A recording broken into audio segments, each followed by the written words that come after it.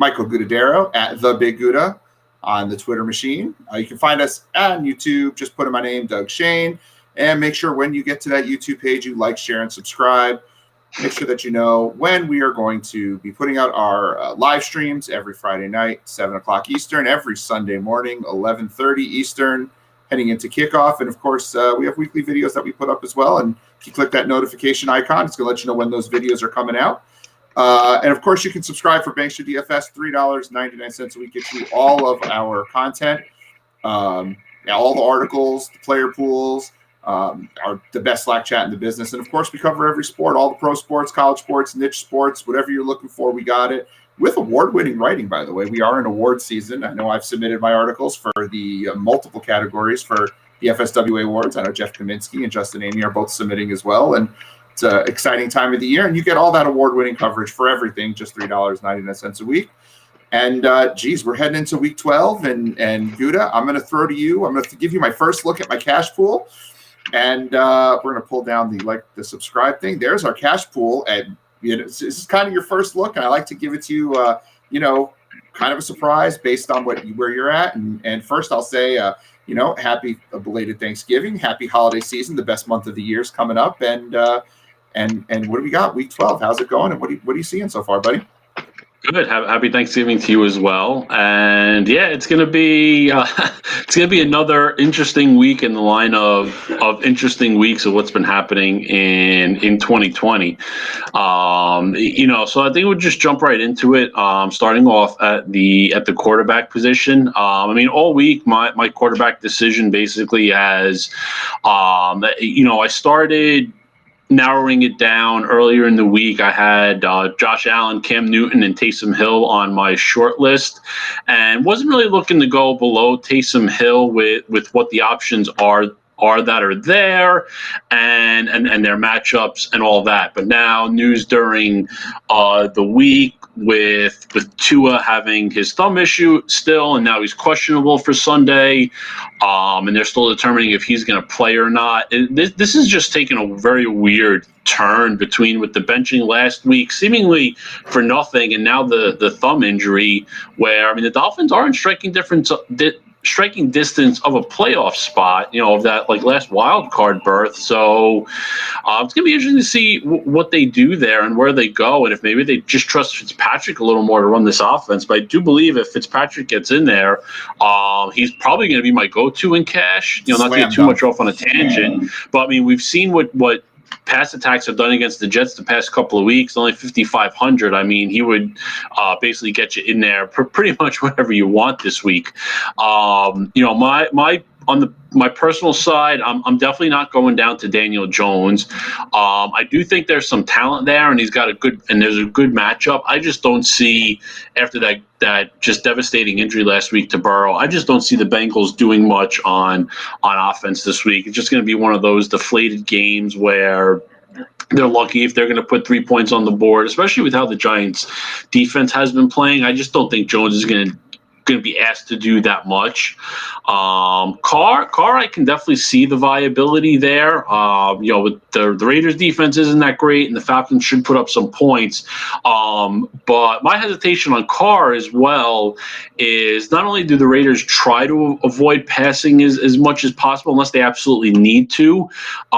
There's just not many weeks that Carr has gotten to the viability of what he needs to score, especially over the past 4 weeks. Really the only strong game was last week against Kansas City, and even that, it took him 31 attempts to get to 275 yards. So you're going to need kind of a big passing day like that again, like a lot of attempts from him, I think, to get up there. He's definitely viable if you do want to pay down. The route is there. The way that the lineups have come out for me this week, I don't think you need to go lower than Taysom Hill as of right now. But again, depending on what happens with injuries and different things, that can always dictate where you go with quarterback. Or even if you end up paying up even potentially a little bit higher above that Taysom Hill, Cam Newton edge, if you end up with Josh Allen at the end of the week with your lineups. If you think about it, if you're looking to get if you're looking to get Taysom Hill in there, well, for the extra 1,400, maybe why not go up to Josh Allen, because you get the similar type of output. You know what your rushing floor is kind of going to be, in that 30 to 40 range. Both guys are very similar in the fact you can make the argument that each of them are their team's goal line back, and there's a good chance that they can score a rushing touchdown. And of course, we know Allen's got the higher ceiling with passing, and also too, Allen's got, for fantasy purposes, a better matchup in the fact that the Chargers should be able to put up plenty of points, where Denver may try to run a kind of a little bit of a grinded out game, sort of like they did to Miami last week, and it's possible that Hill underwhelms slightly in that matchup where they're not looking to score. But again, with Hill, if you look at that rushing floor, if he gets in the end zone again as a rushing touchdown, there's not much they need to do to hit the value. But potentially there, maybe pivoting up to the high price quarterback is the way to go this week. Again, depending on how it works out and where you do pay up in other spots too. But we've got two big value plays at running back that can really open things up here. Doug, where are you leaning kind of on this quarterback side? See, I'm team pay up elsewhere, so I'm generally a pay down at quarterback kind of a guy. When Kyler Murray was priced low, I was riding him even up to where he was around $7K. But once he crossed that threshold, I was done with him. Josh Allen, I love as a cash game play, but I just think the way that my build is coming along this week, and I feel like there are three guys I have to have in my lineup, and I wrote about them in my article. And those three guys are Dalvin Cook, Keenan Allen, and Tyreek Hill. And looking at those prices, 95, 8,000, and 7,800, I'm going to have to punt way too many other spots. And I'm already kind of punting elsewhere in order to go up from Derek Carr, where I'm currently at, to a Taysom Hill, who I don't love. I really don't like the matchup against Denver. And when we talk about defenses, I'll get into a little bit further about why I like Denver a lot this week. But even if I didn't love Denver, I agree with you. Spend the extra $1,400 to get to Josh Allen. I do think I got to kill $2,100 to get from where I'm at in my cash lineup to get down to, or to get up to Josh Allen. And I just don't see how I can do it other than running a min-priced receiver. So I suppose I could go Josh Allen, and I'm running Curtis Samuel at $5,100. So I could go Josh Allen and Gabriel Davis, but I'd rather run Derek Carr and what's $1,900? So I'd still have to be at that range. It's too hard to get there. I'm praying. Listen, not for fantasy purposes, sure, not for fantasy purposes, but I'm praying that Brian Flores is like, you know what? Let's protect our number one our first round quarterback of the future, and let's give Tua a break. Let's let Tua have a week off, rest the thumb, because he hurt his thumb in practice this week. So it wasn't just the benching last week, or the injury, or the precautionary measure, or whatever the hell you want to call it, from last week when Tua was pulled from the game.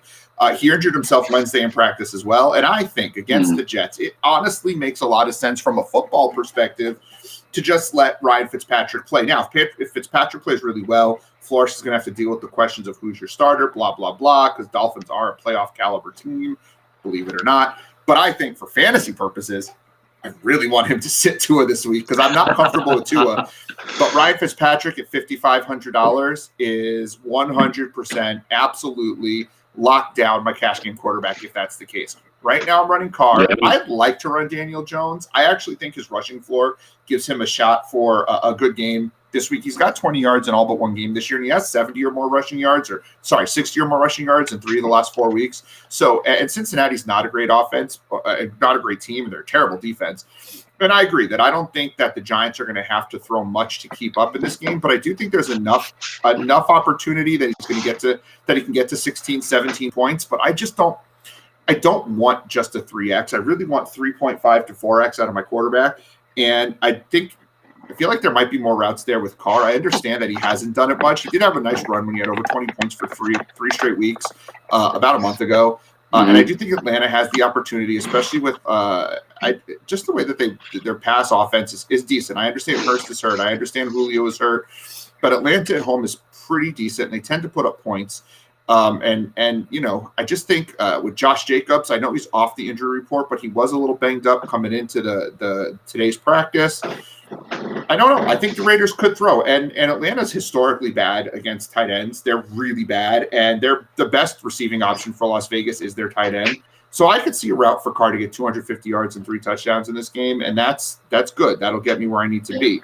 I don't love using Derek Carr as my quarterback, but the way I want to build, I just can't get up to where I want to go, which would be Josh Allen. I have Newton on the list because I think Cam Newton with his rushing floor, and he passed really well last week. And Arizona on the road they struggled the last few weeks anyway defensively. So I do think Cam Newton is viable, particularly if you were in that $6,200 to $6,400 range. He's viable again, opposed to Taysom Hill. But really, if I'm going all the way up, it's going to be to Josh Allen. And I would use Daniel Jones, but I got one of your value running backs that I assume that you were talking about was Wayne Gallman, is one of the running backs that we haven't played for cash.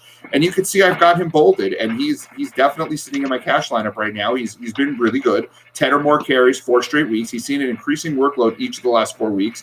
13 or more fantasy points in each of the last 4 weeks, and he scored a touchdown in each of the last 4 weeks. And Cincinnati's terrible. And the Giants, I think, are just going to try to pound the ball. So I'm choosing Gallman over Daniel Jones for my Giants exposure, which means I kind of have to sit and look at Derek Carr. I'm not willing to go lower. I'm not looking at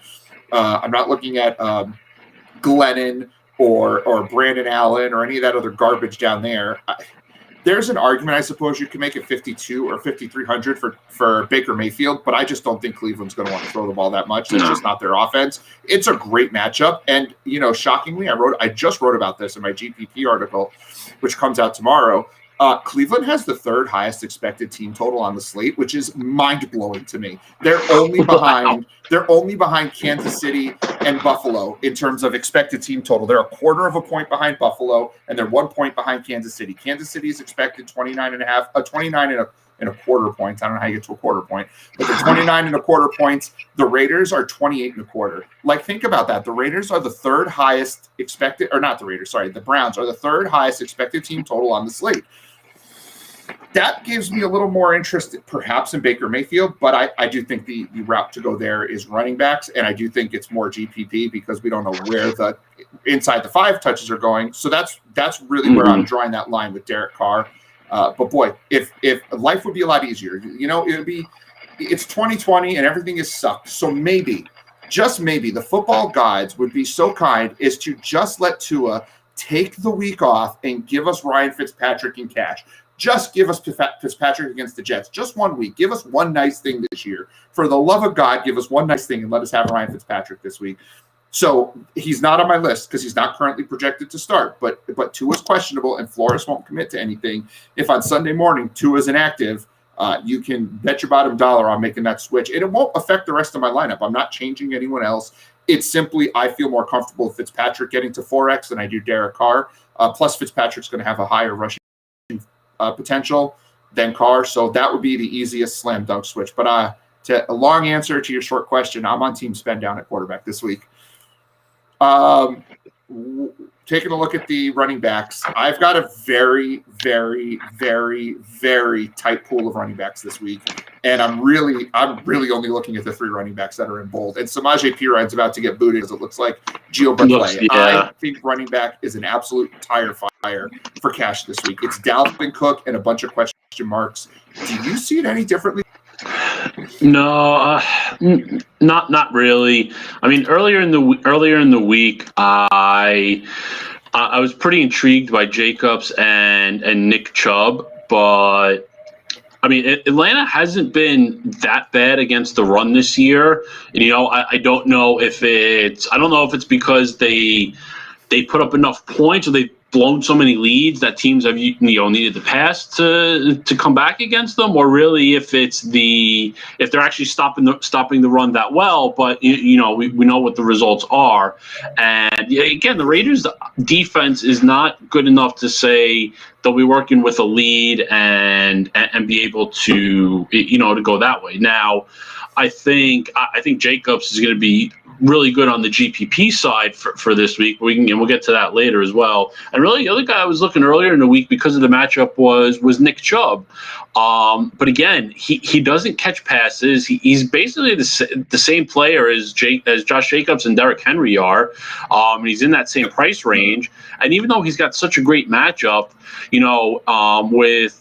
with where his price is, to get to 3x on that, yeah, he's done it in 3 games, but he's also in his other 3 games, he's been below 15 points. So, it's you're kind of either feast or famine here with Chubb, where he's either hitting value or he's torpedoing your lineup at his price point. So that's a really hard gamble there in cash, where we know we need, the not only the production from the running backs, but we want the volume. We want a guy that, like Dalvin Cook, regardless if they're up by 20 or they're down by 20, Cook's going to be on the field, still getting the ball in his hands. And other than that, I consider James Robinson because everybody's out for Jacksonville this week, and Cleveland's defense is nothing that great. But if you kind of take away Robinson's early season surprise, where he was the best value on the board for 2 of the first 3 weeks, he really hasn't done that much. I mean, he's gotten to 16 point, 15 or more points 4 times. But 3 of those times he didn't hit his value. He didn't get to that 3x on his price tags those days. And one of them he did against the Chargers. He had one of the bigger games on the slate. But he's been disappointing relative to his price every week. And in a week like this, yes, Robinson carries a lot of value because he is going to be out there for all 3 downs. The Chris Thompson injury really put Robinson in the forefront, even on passing downs as well. But Robinson just hasn't done a lot with it. Even 2 weeks ago against Green Bay, he had an okay game, but he didn't do enough to kind of, I think, warrant that cash consideration either. And again, this is a spot where they're going to need to rely on him. So there's definitely the path there. I'm not comfortable with it. I'd rather at that point, spend less money, use a Gallman or a Hill, and spend the money elsewhere. Yeah, or both. I'm an or both guy too, because or both. Here's the thing with Robinson, and your point about Henry and Jacobs and Chubb, it's the exact same point I've been saying all year in my articles. And sometimes it's bit me in the ass. Sometimes Henry goes off, and sometimes Chubb gets that touchdown that he needs to hit value. But Henry and Chubb and Jacobs and Robinson, they are guys who you can feel pretty confident about a 2x kind of a game, but they're very touchdown dependent to get to that 3x. If I'm going to get 2x anyway, I might as well just use Brian Hill, who's I feel pretty good about a 2x kind of a game. He catches a couple passes. He's got some decent touchdown equity against the Raiders, who are terrible against the run. And just like you said, spend up at the other positions. To me, this is a spend up at wide receiver week because there are no running backs that justify the spend up outside of Dalvin Cook, who I think is a great spend up option. I do think some people are going to try to chase the points with Clyde Edwards-Helaire, which I think is insane. He's been at 53% or less snap share in the last 4 weeks. He definitely had some positive touchdown regression heading his way, and he paid off on that last week, but the volume's not there. It's not going to be there. Tampa Bay's a great rushing defense, so I'm not chasing the points there. The one name in that mid-range that does stick out to me a little bit, if he plays, is Austin Eckler, who is, he's been designated to come off IR, but there's no guarantee he comes off IR this week. And the Bills aren't a stellar matchup, but if Eckler's in there, at least he brings some intrigue to me. I probably am not using him, but there is a little bit of intrigue with him. For me, again, it's definitely Wayne Gallman, who I absolutely love at the price that he's at. I didn't put him here on the right-hand side, but Gallman, if we take a look at the stats real quick, and I've mentioned it earlier, he has scored a touchdown in each of the last 4 weeks. He's gotten 10, 12, 14, 18 carries, so he's increased his carries. He does not have the target volume I would love, but earlier in the year, he's had 2, 3, he's had up to 5, but 13 or more points in every game. Again, if we're looking at a 2x kind of a guy, he's been 2.5, almost 3x in every game. At that price point, I'd rather spend down a little bit and get that value. And Brian Hill's got a great matchup against the Raiders. I just think he's the guy to go get at running back. Steve had come in there and asked real quick, is Kamara being killed by Taysom Hill? He was last week, and I don't know if he will be going forward. And at $8,200, I'm not going to pay to find out like I did last week, because that's what cost me my cash lineup last week. And I can only go with what we saw, and what we saw was that Taysom Hill was taking the runs that Kamara wasn't getting. And Kamara's snap count was real low last week. He was in the 50% range of snap share. That's disgusting. I was screaming at the TV all day because I hate how Sean Payton uses him regularly, and now with Taysom in the game, it's even worse. Latavius Murray saw an increase in snap share. Taysom took some runs, and you do beat the Broncos on the ground, but that just means Taysom and Latavius Murray, I think, have a little bit more.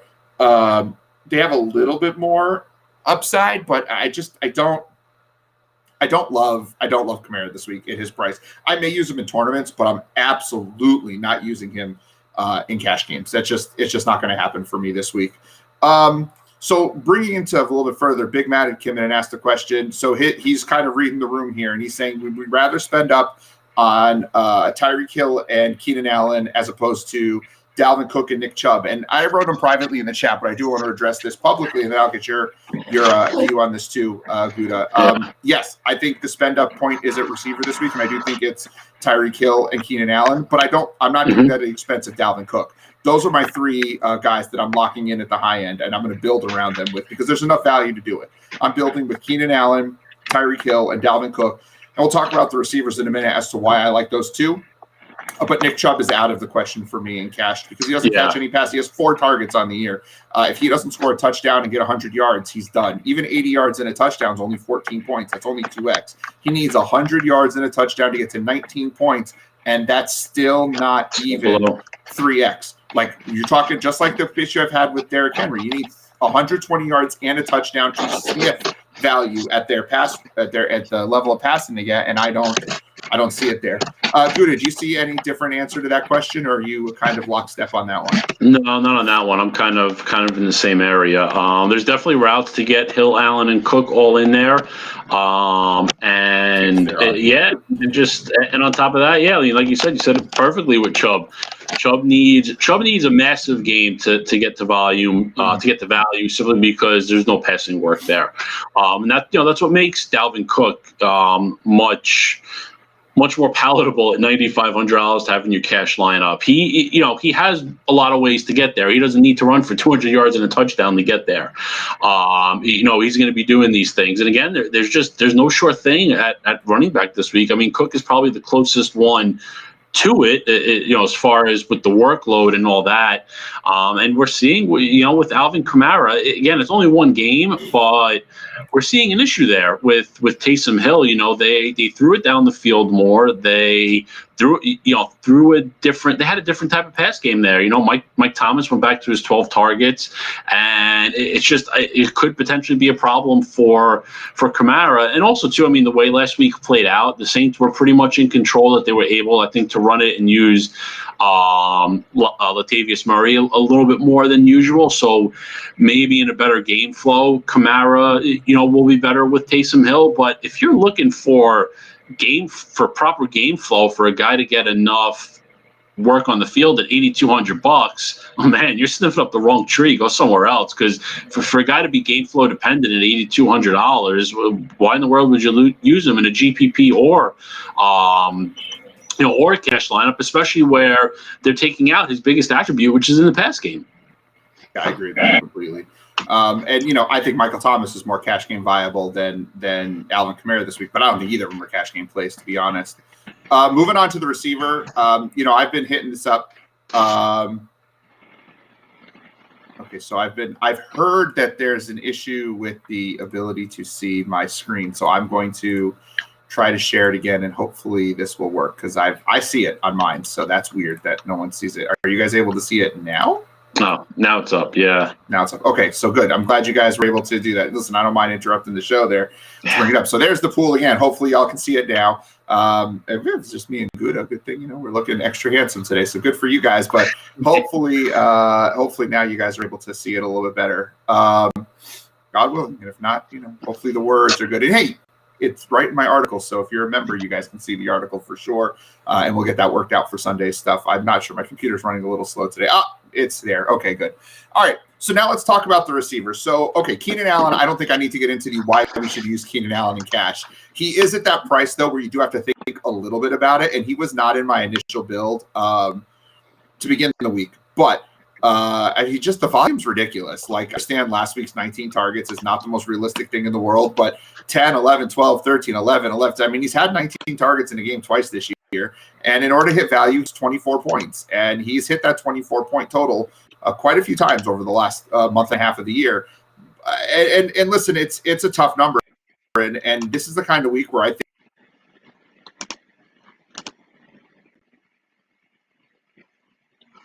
I muted myself. Haha. Sorry, guys. So I think getting to 3x is not as necessary. If he gets to 21 or 22 points, right, that's going to, he's got the upside of 30, 32 points. But if even he gets to 21 or 22, if Brian Hill gets you 15 points, well, there's the 3-point difference that you have. And we've got enough value where we could make up the difference on that.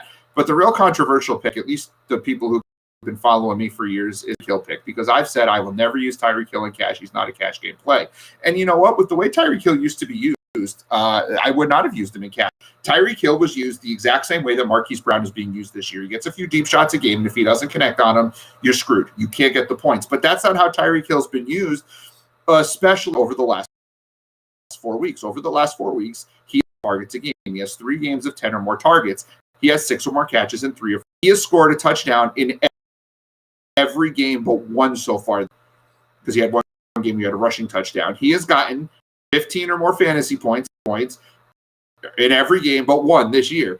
Tyreek Hill, the way he's being used now, is a cash game play. And you know what tells me that? His ADOT is way lower than it used to be. His long catch against Las Vegas, 15 yards. His long catch against Denver, 15 yards. His long catch, 8 yards. His long catch, 2 yards, 15 yards. He's not reliant upon the deep bomb. He's got the deep bomb in him. Tyreek Hill can still get you a 50-yard touchdown catch. He can get you multiple 50-yard touchdown catches, but he's also getting there on volume too. He's getting a lot of easily convertible targets, and to me, that makes him a cash game play. Tampa Bay, we saw how bad they were against slot receivers last week when they played against the Rams, and there's no better slot receiver in the game than Tyreek Hill, except for maybe Keenan Allen. And Buffalo's terrible against the slot too. I'm going to get them both in my lineup, and we can make it work because we have the value of Brian Hill and Wayne Gallman. Let me add them both to the lineup, so that we can see, like, it's there. You know, we talked about Derek Carr being my quarterback, and so we've absolutely got ourselves. I really hope this becomes Ryan Fitzpatrick tomorrow.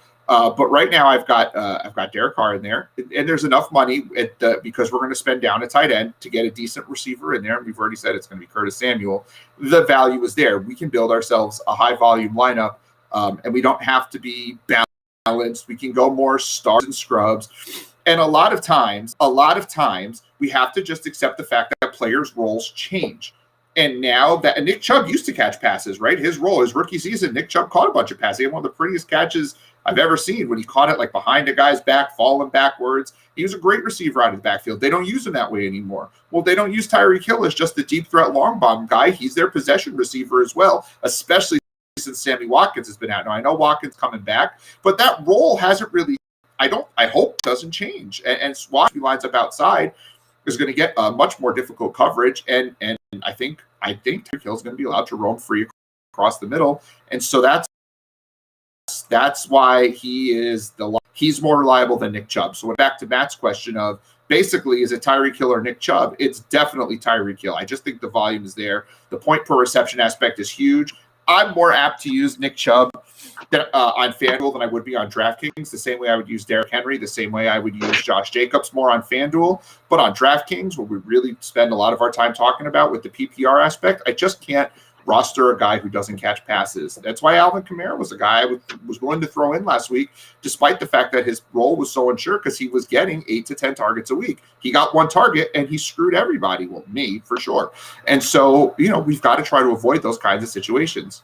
Gouda, what are you seeing at wide receiver that I'm missing? I've got other guys we could talk about the low end, but I really wanted to talk about those 2 high end guys. What are your feelings on wide receiver this week? So the 2 high end guys, I'm right there with you on it. I'm actually a little worried about Keenan Allen's price, but not so much from a cash standpoint because the volume should be there to be close enough to value anyway. Because really he's getting the volume like a high volume running back is, with what he's getting these days. So I think he's fine. I'm more concerned about Allen potentially in GPPs, but the high end, I think it's right there. It's those 2 guys. I don't want to go up to Hopkins in cash. I don't want to use Diggs or Thomas. They're a little too volatile. I think sitting in the Allen and Hill, names of the world, those are going to be the 2 guys you're going to want in cash, whether it's one or both.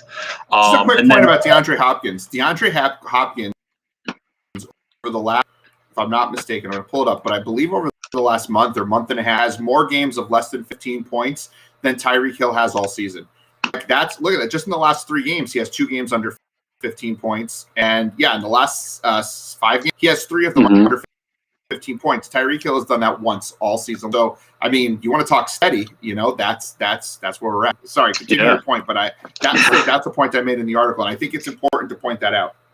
Yeah, and then from there it comes down to what mid-range or value guys are you looking for, or where are you taking the value from? Are you going the value running backs, paying down for one of Gallman or Hill, or even both for that matter? Or are you paying down at receiver and trying to pay up somewhere at running back because you're convinced on the high end running backs? So for me this week, a couple of guys in the mid range that I was falling on that I do really like at this moment actually are Devontae Parker, who I know is in your pool. But I was kind of looking elsewhere in Carolina. I like the Samuel play. I get the usage there and all, but I'm actually focusing a little more on DJ Moore. With DJ Moore, his production has not been affected with the increased role of Curtis Samuel. It's actually been Robbie Anderson who's taken quite a big hit. And Anderson's another guy that since the first 2-3 weeks of the year, he's kind of been non-existent. You look over the past month, not even 1 month, his past like 6 games, he's only hit 15 points once, and that's coincided a lot with the emergence of Curtis Samuel. But DJ Moore is still their number 1 receiver. And, the past couple of weeks, he's slowly been starting to turn it on. He gets a great matchup against Minnesota. And if McCaffrey is out again this week, I think they're going to continue to pass it and try to get more of the ball into his hands because, Mike Davis just really isn't cutting it there. And then on the Devontae Parker side, I mean, it's pretty simple. We've all seen the Jets the past couple of weeks against strong passing teams, and they just can't stop anybody. They're not stopping anybody these days, and Devontae Parker is kind of ripe for a big game here. But also, too, he's got the matchup. He's the guy. 2 weeks ago, he saw 7 targets. He only turned it into 2 for 31. But last week, he had 9 targets, going for 661 and a touchdown. And I think if that target volume continues, that he'll be just fine. He's going to put up plenty of numbers here to pretty easily pay off that price tag. The other thing to keep in mind for Miami this week, they're pretty much in their backfield. Gaskin is still a long shot to come back. He barely practiced this week. With Salvin Ahmed out this week, I mean, it's coming down to Patrick Laird and Matt Breida. And those 2 guys, I mean, really, they're just guys. They're nothing special. They're not much to do. The Jets haven't been great against the run either, but they sometimes hold their own there. And listen, if Miami's got a pass, it's going to be all through Parker and potentially Gesicki at tight end. But I think mid range, those are some guys to look at in consideration there. And then kind of that lower end. Well, not too lower end, but like the end of the 5,000s. I think Samuel is great there too. If you rather go that way in the Carolina passing game, and then of course Michael Pittman Jr. He's coming on. He's the number 1 receiver in Indy. I think it's pretty fair to say that now. Just 2 weeks ago we torched Tennessee. It's a very strong matchup. Tennessee has not been that great against the pass this year as well. In the past 3 weeks ago Pittman had 7 targets. 2 weeks ago he had 8. Last week he only had 3 targets, but we turned one of them into a 45-yard touchdown, which just shows the talent that this kid needs the ball in his hands, and he can just go out there and make a play.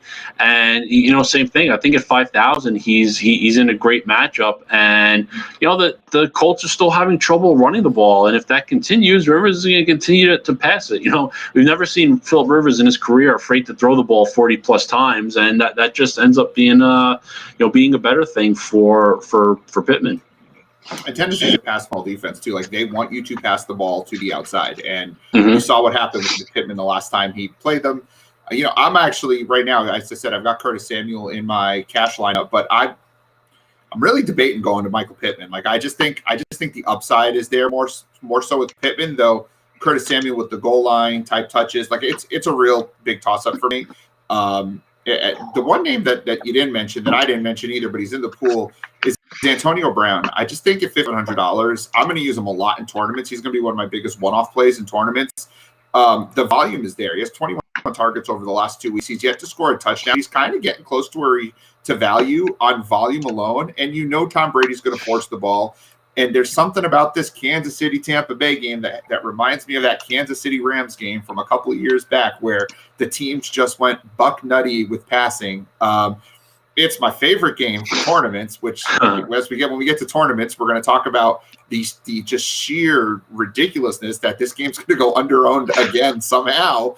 But I just think Antonio Brown for cash makes a lot of sense, especially if you're going for a more balanced lineup, or if you're spending down Cook or whatever way you find extra money. I do think that Antonio Brown's a name to think of. And there's just a plethora of lower-end wide receivers in cash, and we're not going to cover them all because I don't think we're going to have to super punt down there. But Laviska Shenault is a name that's really interesting. And he's down to $3,300. He's healthy. DJ Chark and Chris Conley are out. Mike Glennon's not the most reliable of quarterbacks, but Chenault's going to have a low ADOT, and he might get some work a little bit out of the backfield, even though Robinson's doing well. I mean, he's less than 10 points. He scores a touchdown. It's going to be hard for him to stay under that 10 points. And again, the Cleveland-Jacksonville game has a 50-point total this week. And that means that, if we look at those numbers, even with the Browns looking to be at 28 and change points, that still means Jacksonville's looking at almost 3 touchdowns. They got to come from somewhere, and maybe they come from Robinson. Maybe they come from Eifert, who I really like at tight end. But Shenault is the most dynamic player on that offense. And now without Chark, without Conley, he might have a chance to really show himself. And if you're going to spend down, like Uber spend down, that might be a spot to do that. Maybe you use him instead of a Brian Hill, and that gives you $700 to play elsewhere. Maybe that's how you get up to Antonio Brown from Curtis Samuel. Am I talking myself into Laviska Shenault and cash this week? I'm not. But he might. I don't think we need to go there. To do that build. What's that? I said I just don't think we need to go there with value elsewhere. I agree with that. But I think if people do want to spend up at quarterback, 2 receivers, and a running back position, then maybe you do need to spend really down somewhere, because min-priced receivers are cheaper than min-priced running backs. So you can save $700 Shenault over Hill. I prefer Hill, but I'm just saying that the option is there. Yeah. Looking at tight end, to me, Kelsey Waller at the top end. I just think Kelsey's too expensive for cash. And I obviously think Waller's probably too expensive for cash unless you're going with, a really balanced lineup where you're not going to have Cook or Allen or Hill in your lineup, or only one of those 3 guys. To me, the money is down at the lower end. I do know the Bills are terrible against tight end, so Hunter Henry's in play. His volume has definitely been there. But I still think 4,800 is a little higher than I'm going to be willing to go at tight end this week. If Tyler Higbee's out, Gerald Everett makes a lot of sense. He's had 4 more targets, like 4 straight games anyway, and he's a fairly dynamic player. With Adam Thielen out and with Irv Smith out, I do think Minnesota's going to want to pound the ball. We could see less than 20 attempts passing for Minnesota, but Kyle Rudolph has had like 14 targets the last 3 weeks, and he's a goal line threat. He tends to make spectacular catches in the end zone on short touchdown attempts. They do like to, isolate him and throw the ball on a fade route to him in the end zone. And he doesn't need a lot of points to get there. He needs less than 9 points to get to value. And I do think he could be the bigger beneficiary of Thielen being out above someone like BC Johnson or Justin Jefferson. I just think the veteran presence of Rudolph could be a guy that they're going to look for. And I like Eifert as well. Eifert is 5 or more targets a week, pretty much every week. Glennon's not a good quarterback, but he's not a rookie who doesn't know how to find his outlet pass either. And Eifert is a low ADOT, highly convertible guy, good in the red zone. At $2,600, he needs under 8 points to hit value. And Cleveland's bad against the tight end. And again, 2 of the main pass catchers for Jacksonville are out. And I'm much more likely to use Eifert than I am Shenault in my cash game lineup. I'm pretty sure I have Eifert in there right now, and I think that makes a lot of sense. Are you seeing anything different at tight end this week, Gouda? Not on the cash end. I think cash lineups is pretty simple to me. It comes down to 4 guys. It comes down to Kelsey or Waller. If I decide I want to spend up there, and take some value elsewhere, or it's Rudolph or Eifert.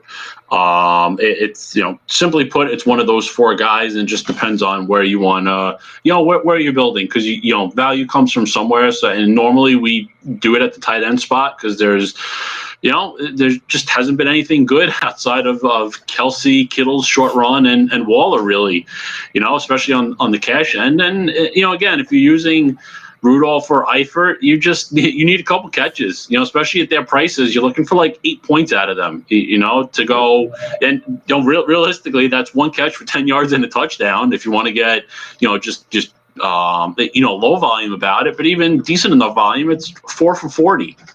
Or even 5 for 30. That's not much, especially on two passing games in Minnesota and Jacksonville that are down to to hardly anybody. Jacksonville again missing their top two receivers, and Minnesota really only has two receivers on that team, and Thielen looks like he's going to be out. So it actually, I think it bumps the tight end more than it bumps up any other receiving areas. Most of our best cash weeks at Bankster too have been spending down at tight end. Harrison Bryant, Trey Burton, Irv Smith. I mean, we've had those weeks. Yeah. We've had a knack for identifying low cost tight ends that hit enough value to let you spend up elsewhere. And really, with the tight end, if you're going to spend down, it's less about the productivity they're going to give you, right, than it is about the ability to spend up elsewhere. So even if, let's say, Eifert or Rudolph were to get you 5 points, so they're only going to get you about 2x. But if that allows you to spend up on a receiver who gets you 3.2x, or a quarterback who goes 4.1x, or whatever it is, if Gallman gets you 20 points, I mean, that allows you to spend up elsewhere. That money you saved was well worth it with another player. So I think that's something that we need to make sure that we consider. Another area we like to save money in is defense. We like to say it all in, but don't spend up on defense. Like, it's just not working out. I get it. The Pittsburgh Steelers, who are not on the slate because that Baltimore-Pittsburgh game's been moved to Tuesday, but the Pittsburgh defense, great defense, but they're just, what are you losing out by spending up on defense? And this week there are 3 really solid defensive options. You find 4 or 5 options that are worthwhile playing that are $3K or less. The Giants are going up against Brandon Allen. The Browns are going up against Mike Glennon. Those are 2 goodies. The Giants have scored lower than 4 points on defense only once all year this year. And there's only 3 other teams on this slate who can say that. And actually 2 now because Pittsburgh isn't on the slate. So there's only 2 other teams who can say that. The Giants are significantly cheaper than any of them. But to me, the only defense worth looking at this week are the Denver Broncos for cash. The Denver Broncos, this is like when the Rams were 2,200 a few weeks back. The Broncos are going up against the New Orleans Saints team that now I get it. Everyone loves Taysom Hill, but Taysom Hill just allowed the Falcons to get tied their season high in sacks with 3 sacks. They turned the ball over. Well, the Broncos do that. The Broncos have 28 sacks on the season. The Broncos have had 4 or more sacks in 4 of their last 7 games. This is a team that gets in the backfield and can cause disruptions. When teams disrupt, that's when turnovers tend to happen. Taysom Hill does have some fumbling issues, and we don't know what happens when he gets high pressure in passing situations. And again, there's always they're playing in altitude, blah, blah, blah, which I think is less of a concern for Taysom Hill because he played college in altitude. But, Denver's just got this attacking pressure defense.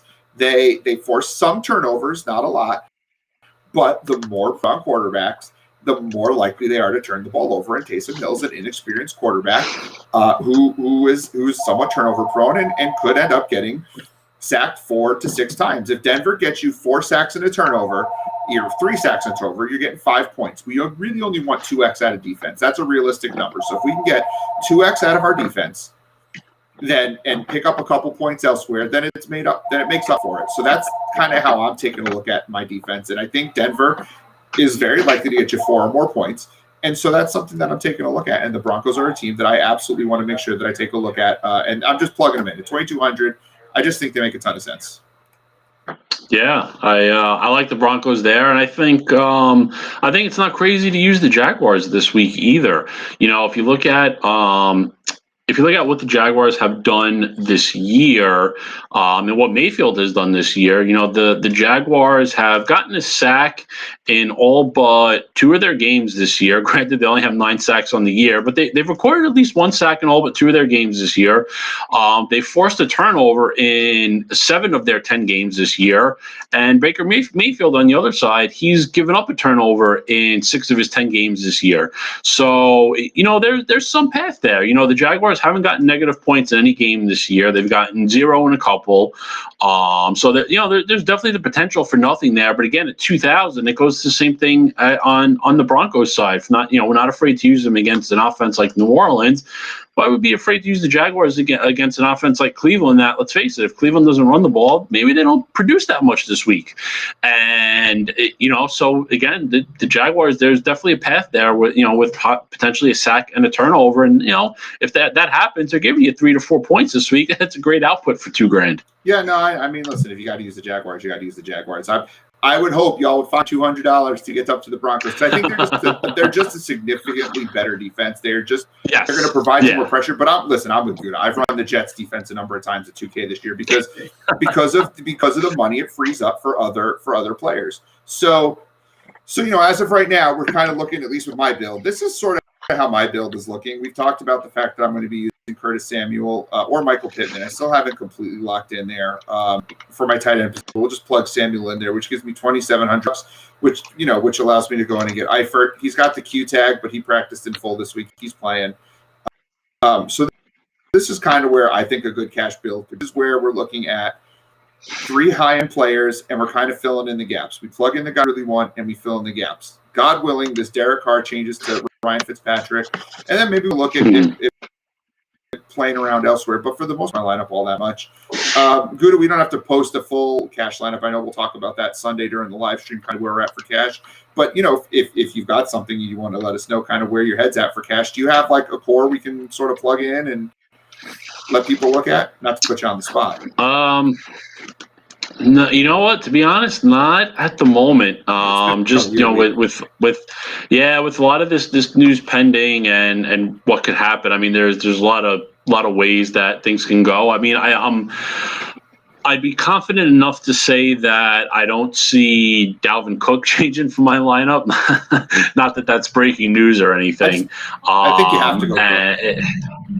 Yeah. I just think it's a week that you got to get Cook in there because realistically, I mean, where else are you spending the money at running back if you don't have Cook in there? I think it's just one of those, you just have to have him in there just because, I wouldn't feel comfortable running a lineup that had Gallman and Hill in there with no other running backs, and then you're using the flex and the 3 receiver spots on higher end receivers. So I think Cook's got to be in there. I'm definitely going to go at least one of Gallman or Hill. I don't know which one yet, but that, I guess, can be a little helpful too. And, as of right now, I do prefer Michael Pittman over Curtis Samuel too. Yeah, I like I like the Pittman. It's going to be tough for me. I'm not sure which way I'm going, Pittman or Samuel. Like, I was locked in on Samuel. He was actually in my cash core earlier in the week until I realized I didn't need to lock him in there because I thought we really needed to spend at that point. But you look around at that value. I mean, I think Tim Patrick's in play at 4,900, especially with Judy questionable. And Denver probably expected to have to throw. But boy, that Pittman upside is like tasty, and he has less to deal with, right? I mean, Samuel, you've got to deal with Moore, and you've got to deal with Anderson, you've got to deal with Mike Davis, and boy, Pittman's the dude. Yeah. Like those 3 targets last week kind of burned us, but Rivers was being weird with his choices last year. His target or last week, he would not look Pittman's way, and I don't understand that. I think that's going to get addressed during this week, during the practice, and I think that'll get fixed. Yeah. That'll get fixed. Well, that too. I mean, that's just kind of Rivers' MO. He has no issue spreading it around. If he's got to throw it to 12 different guys in the game, he doesn't care. He just looks to get it done. He just wanted to dump to those running backs like every play. Just dump. I was screaming at the TV. I hate Phillip Rivers. So for me, it was just like going back to when he was in San Diego / Los Angeles. Like, I hate the way he plays quarterback, and he's just golly gee willikers Rivers. Like, it's like, come on, man, hit your top guy. All right, so we've kind of got an idea of where we're at with cash. So this looks like a pretty safe cash pool for where we're at. If it updates throughout the weekend, banksterdfs.com. $3.99 a week. You get access to this. You get access to the changes in our Slack chat. We're going to discuss different builds. You can submit your lineups, and of course, we'll break them down, talk about them, and let you know where we think it should go. Because again, my build isn't the only build; it's a build. Same with Gouda's. It's a build, and we tend to run from a similar pool. But different builds will get you there. All right, Gouda, we got about 15, 20 minutes left on the stream. I think we should definitely talk about GPPs. I don't love this week as much for GPP.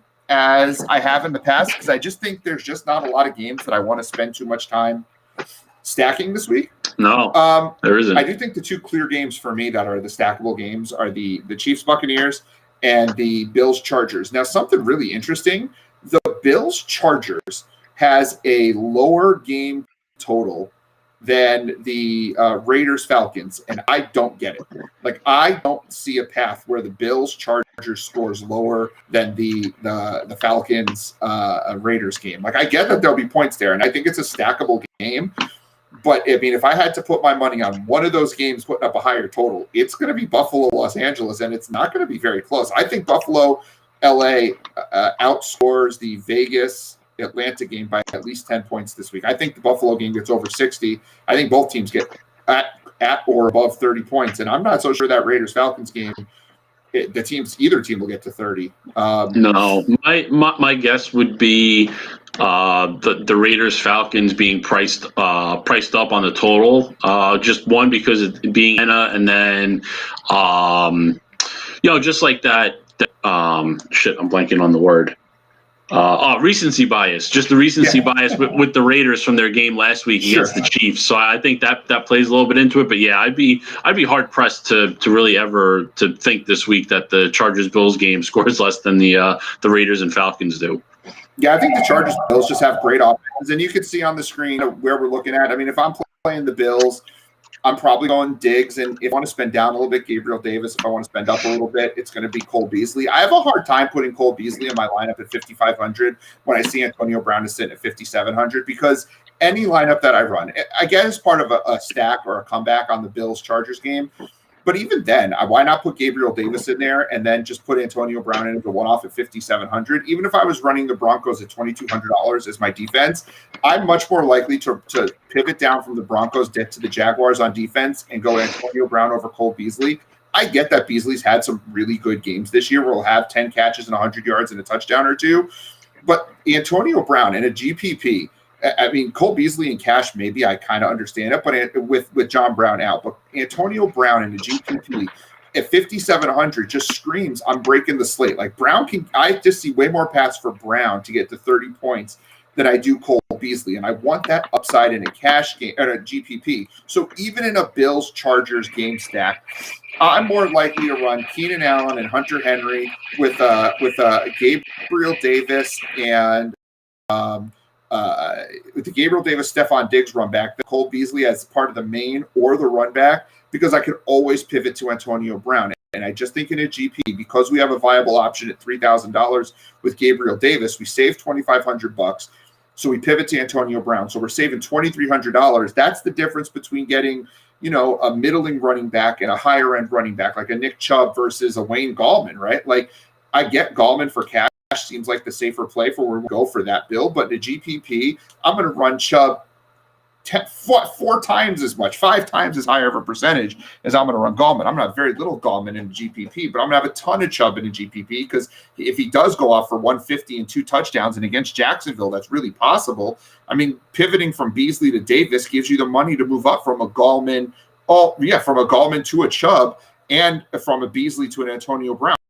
So for me, as I'm building lineups, those are the kinds of things I look at. But I think the Bills and Chargers make for a great GPP stack. And once again, the Kansas City Chiefs are going to go under-owned. I think it's going to happen. I think because of the cost on the Kansas City Chiefs, and if we take a look here, the Chiefs priced up. I mean, you've got K for Kelsey, 78 for Hill, and 1,000 for Mahomes. They're priced really high. And I just think people are going to try to avoid it. I think more people are going to go to the Vegas game. I think more people are going to go to the Carolina-Minnesota game because I think they're going to try to get some Justin Jefferson in there. I think you're going to see a bunch of New Orleans. I think you're going to see Taysom Hill, Michael Thomas stacks. I think you're going to get a lot of Miami stacks this week. I think you'll get some Cleveland passing games with people wanting to use that, go against that really bad Jaguars defense. And I do think you'll get some Tennessee, Indianapolis, which I think is an okay game to stack. So once again, if the ownership's under 12% on these guys, which I think it will be, I'm just going to run a Kansas City stack. I've done this. We've done this a lot this year, and it's not really failed because the Chiefs at a low ownership just make a ton of sense. I mean, you don't have a lot of money left. I mean, does it make sense to you at all, Guda, for Kansas City to consistently be under-owned? Does this make sense? And as you talk, I'm going to start to kind of build what this might look like. No, I mean, to me, it never does, especially when it's strong matchups. I mean, if you look, especially looking at this matchup, we know Tampa can't be run on. It just doesn't happen. Even last week in a game that they were, getting carved up pretty well, they didn't run against Tampa Bay at all. But the cracks are starting to show in the secondary, and especially for the two positions that the KC passing game goes through with Tyreek and Kelsey. Those actually happen to be the two worst spots in the Tampa pass defense. So now you've got a great matchup. Sure, they're priced high, and that's a little bit of a struggle sometimes to build a lineup, but realistically, you're getting upside not much else on the slate this week. So, I mean, to me, to pivot off of this game to use other areas because it's cheaper and you like the way your lineup looks, that makes no sense to me. I mean, you go with the upside. You go for the guys that that are going to be the highest scoring, and then you put in elsewhere. You figure it out. I mean, you always want the best, and you figure out the rest. Yeah, I agree with that. I'm just trying to build around. And listen, it's not the easiest thing to build, but I'm just trying to run a little stack here that might look sort of decent, that might be playable. And listen, running back's going to be a struggle. Oh boy, if Austin Eckler plays, you throw him into that lineup. You can run a Devontae Parker, Frank Gore stack, and yeah, I do think Frank Gore is playable this week. By the way, as a one-off type of play. If we just can talk about Frank Gore for a quick second here, Frank Gore is going to get the touches. Michael Pirine is on IR.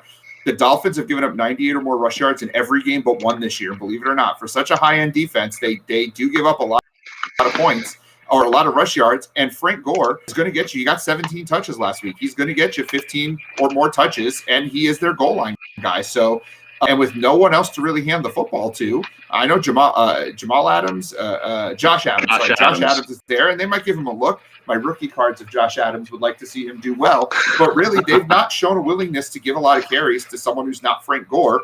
And if the Jets want to try to slow the game down, you run Frank Gore at 4,300. 4,300 is nothing. He gets, if he gets you 50 yards and a touchdown and 2 or 3 catches, I mean, he's going to get you 15, 16 points. You can run Devontae Parker. You've got high upside Gabriel Davis. I mean, you can fill in with players that work if you run a Kansas City stack. And really that's the point of this conversation is there are players out there. And to talk to Guda's point, yeah, it's not the sexiest group of names, but is there a story to tell where Gabriel Davis beats, goes 4 or 5X on his 3K? Yeah, there is. Because when John Brown is out, Gabriel Davis gets run. Like that's just simple fact. In the year John Brown was out, he had games of 4 targets, 9 targets. He's had games of 5 targets. Like he gets targets, and he's a high guy. He's a high ADOT guy, so he's getting those deep passes. He catches 1 pass, a 50-yard touchdown pass. That's 12 points. 12 points is 4X on Gabriel Davis, and we're in really good shape here. So there are stories you can tell that you can fill in this lineup and feel really good about it. And I just think if City's on the slate, and they're going to be low owned, you run Kansas City out there, and they're going to be my number 1 GPP stack because I think they have to be. And I think and you could run it back with a $5,700 Antonio Brown, which is ridiculous. Yeah. That price is far too low for this matchup. I get that Kansas City has a decent pass defense, but that Tampa Bay is going to be throwing, and because they have a good defense, but they're going to have to cover the top guys, which are Evans and Godwin, you would think. I mean, Antonio Brown could be just running free this whole game. I love Antonio Brown this week. We talked about I already talked about Buffalo and LA. I just think that game is I think it's disrespected with the fact that Vegas has a higher total. And I just don't think there's a lot of run back involved. The Raiders are going to slow the game down a little bit, even though I'm using Carr at quarterback. And Atlanta might try to slow the game down too. If Julio Jones is out, if Hayden Hurst is out, I understand they could throw to Wrigley and Zacchaeus and Blake and all those guys, but they could also just give Brian Hill some work because the Raiders are terrible against the run, and then this game is not hitting. It's 52 point total. I do think Cleveland is a team that we can look at a lot with both running backs and the defense. That's the way I've run a Brown stack. I'd go Hunt, I'd go Chubb, I'd go Brown's defense. For me, that just makes a lot of sense because both Hunt and Chubb tend to get a lot of work. And when Chubb runs it down and he's tired, they just give Hunt the end zone work. I mean, Kareem Hunt averages 3X, and Chubb is a touchdown away from averaging 3X. And Chenault has some upside at 3,300. And I love his defense, the pressure that they can put on. So I do think that's a way to look at that. Again, they've got a high total. They're the third highest team total on the slate. They've got to score somehow, and it's generally not coming via the pass this year. So run those running backs out there. And I don't think that's going to be a very highly owned stack, the running backs. I do think the quarterback will be. I think there'll be some receivers running out there, but I don't think people are going to stack both running backs in the defense. Is there a stack on here that you see that you're looking at, Gouda, that you like, or a stack that I'm missing completely that's to you? Well, I mean, we talked about Kansas City being on their own there. One thing that I'm looking at on from a stacking point, which I think there's some paths here, is the Cardinals and Patriots game. And Patriots offense, they've been starting maybe to not necessarily to click, I want to say, because we're not getting tons of production all around, but Cam Newton, I think, is waking up a little bit. He seems to kind of be over the COVID thing now. I think he's getting his feet wet a little bit. His past 4 games, his completion percentage is just above 69%. Again, it's not a high volume offense, but there's going to be plenty of people on Kyler Murray just because of what he's been doing and the way that he's been running as well. But I think you can get a little different here with, if you're looking to get some exposure in that game, using Cam Newton and maybe using the 2 receivers on Arizona, going Hopkins and Christian Kirk. There's nobody on New England's offense that I really like or that I would put in there. Again, just because it's not high volume, but I think Cam can get his numbers. With Larry Fitzgerald out this week, that opens up the slot in the middle of the field a little more for either Kirk or Isabella. I think they're going to throw Kirk in there because they want more of that security like Fitzgerald provides. And I think Isabella will run more on the outside. I think his speed is a little bit better suited on the outside than in the slot anyway. Isabella has awful hands, though, too. He drops everything. Yeah, so I think Kirk in the middle with not only his speed, but he's more likely to be catching the passes, and he's a little bit of a better receiver. He's quite a bit better receiver than Isabella is. I think there's some paths there with Hopkins and Kirk combined with Cam Newton, or even just going different, just a real mini stack on it, and just going Cam with even a Christian Kirk bring back, who again in his price range, I think Kirk goes very low owned when he's surrounded by Antonio Brown and Cole Beasley and even Devontae Parker there as well. So I think that there's I think that's something to consider and to have in there. Could be an interesting play. On this game too, I'm going to argue with myself a little bit for a second. So I'm going to make a point and then counterpoint myself because that's what I like to do. Kenyon Drake's a guy that when he plays, he's been getting the running back very clearly. He's been getting the running back touches. He's been getting the inside work that doesn't go to Kyler Murray, and he's slowly starting to see a little more targets in the passing game. I mean, those 2 a game was not great, but then the targets last game was like that's interesting, good. He didn't do great with his rush yards last week, but he was touches, and he scored 13 or more fantasy points in 4 of his last 5 games. And the Patriots are great against opposing running backs, and so I would say that's a play that might be an interesting play there. You see yards rushing in a lot of games this year, but not every game, so that's a little concerning. Now the point I'm going to argue against myself, and it goes back to Larry Fitzgerald not playing. Larry Fitzgerald is an amazing blocker as a wide receiver. And I don't think Christian Kirk is the same level of blocker that Larry Fitzgerald did. Larry Fitzgerald's just a smart player, and I think that's going to hurt. And that's going to hurt Kenyon Drake a little bit. So maybe that opens it up for Chase Edmonds. I've got Kenyon Drake as a potential one-off guy, just because there's no one at that mid-range, and I do got potential, especially if Kyler Murray's still feeling some of the ill effects from his shoulder injury, and they don't want to risk him down at the goal line. Maybe they give Kenyon Drake some more inside the 5 against the team like New England who has struggled against the run. That makes some sense. Larry Fitzgerald's generally not in on those, goal line plays as a blocker, so perhaps that helps. But so that's just, I don't know, just a name that I thought would be interesting to throw out there. And then again, I argue myself a little bit because of the Larry Fitzgerald issue. But I think Kenyon Drake has some level for me this week, particularly as a one-off. I did say, too, that this Indianapolis-Tennessee game is a little bit interesting to me. And I think it's because we can avoid Derrick Henry and get an interesting stack in this game. Tannehill's got some upside. Indianapolis, you're going to beat them. It's going to be through the air.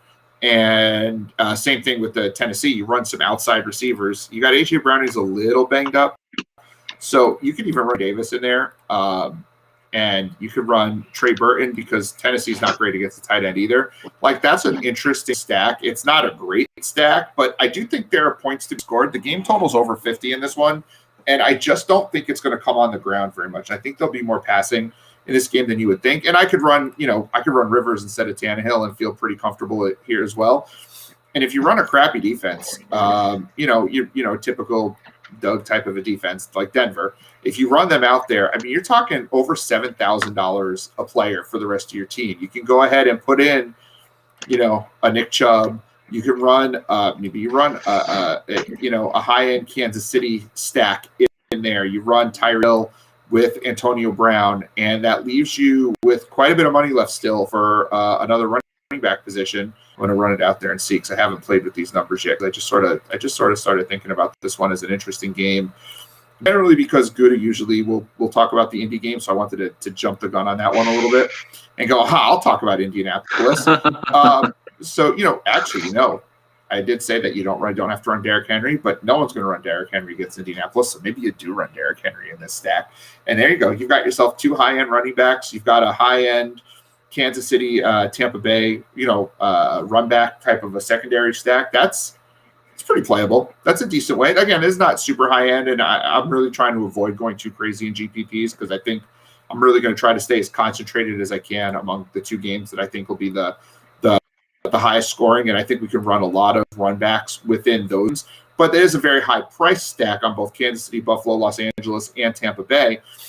So if you did want to run some exposure to those games while not overstacking those games, I think teams like Carolina and Tennessee, Indianapolis are teams that you could take a look at, that there's potential for some decent fantasy goodness there. I suppose Miami could be a team that you could do that with as well, though I don't love the run backs on the Jets. You can make an argument for a lot of teams, but I do think this Indy Tennessee game, again, the total's 50. That intrigues me when I see. Steve says, there it is, screenshot. There's our Millie winner. Like, this is the thing that we ruin our poor every single week. Bankster community, we play around with lineups just to, when you get an hour and 10 minutes into a live stream, we tend to get a little bit loopy. And it's those loopy lineups that we tend to have people enter into, and they're like, oh man, that was a mistake. But that's a type of build that could work. Yeah. But I got two things I want to touch on with what you were talking about. All right. The first being, just when I think I'm done, they pull me back in. So Kenyon Drake, every game this year he's had 14 or more carries. Last week was the first week he didn't have 14 carries, but he got 5 targets. And if that is a potential foreshadowing of what's to come in that backfield, where maybe Drake is continuing to see his running. Continuing to see his carries, but he starts to get more targets every week at the expense of Chase Edmonds. Now you got yourself a pretty strong value at 5,400. If he's getting 15 carries plus another 5 targets this week at $5,400, that's a really strong GPP play there. Especially, again, there's nobody in that range on running backs that you even want to put in your lineup. I mean, you don't want Melvin Gordon, you don't want Darrell Henderson, and above that, the next guy that you can even play that's even in any lineups this week is Damian Harris at 5,800. But he's the same issue. He gets no work in the passing game. So what upside really is there? So Drake's an interesting place to look this week. If you got the stomach for it, there's some potential there. New England's been running a little bit. That's why he's on list. That's why he's on the one-off list. There he is. I definitely did not consider him or even look at him before but before you saying anything and a quick look at it, it's not the worst idea. It's So I've influenced you. Doug, the ruiner of lineups, has influenced you. That's not good. I'm still suffering my early season PTSD from Kenyon Drake, but listen, you just gotta throw it away, and sometimes the end of the season gets weird with these guys. And the other thing that I wanted to talk about too that you had touched on in the Indy game, I think in that Colts game, as I mentioned it last week as well, and it came pretty close to paying off. But I think the best way every week that you can play this Indy offense, I think we're going to start seeing a trend here in the backfield as well. I think in tournaments, if you're playing the Indy offense, I think you get it's kind of a non-traditional way to stack it, but I think it's viable here.